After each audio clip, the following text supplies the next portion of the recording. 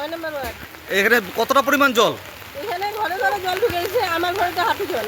আপনার ঘরে হাঁটু জল? হ্যাঁ। আপনারা কি এক প্রকার তাহলে কি গৃহবন্দী? গৃহবন্দী তো। আচ্ছা, আপনার সে পৌরসভার পক্ষ থেকে কেউ এসেছিল? এখন পর্যন্ত আসেনি। প্রশাসন থেকে কেউ এসেছিল? না।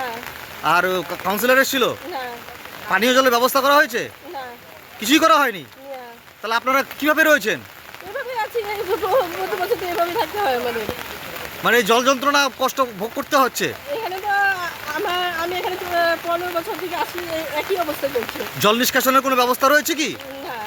জল নিষ্কাশনের ব্যবস্থা নেই? না, পাম্প সেট লাগাইছে, সেটা দিয়ে তো জল যাচ্ছেই না। যতটুকু যাচ্ছে তার থেকে তো বেশি জল এখনো তো লোকও আসেনি, পাম্প সেটের লোকও আসেনি। এখন আর কি হবে, আমাদের ঘর ছাড়তে হবে। এখন ছেড়ে আপনারা কোথায় যেতে চাইছেন? অন্যত্র? বেশি জল হলে তো বাদে যেতে হবে। বাঁধে যেতে হবে। হ্যাঁ। কি নাম আপনার? আমার নাম বিশাখা বর্মন। হ্যাঁ? বিশাখা বর্মন। কত নম্বর ওয়ার্ড বাসিন্দা? 9 নম্বর।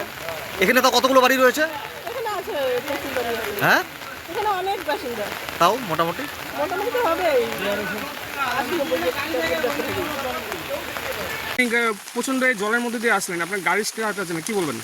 কী বলবো, এই রাস্তাতে তো যাওয়াই লাগে, কিন্তু এরকম যদি রাস্তার অবস্থা হয় কীভাবে যাবো বলুন?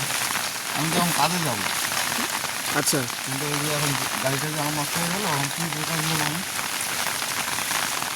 আপনাকে এই দিক দিয়ে যেতে হবে। এই রাস্তায় মেন রাস্তা না। আচ্ছা, প্রতি বছরই যাই, কিন্তু এই রাস্তার যে পরিস্থিতি প্রতি বছরই এই ধরনের ভোগান্তি শিকার হচ্ছেন? সবসময় এই রকমই। প্রতি বছরই রয়েছে। আপনার নাম কি আছে দাদা? আমার নাম দেবাশিস দাস।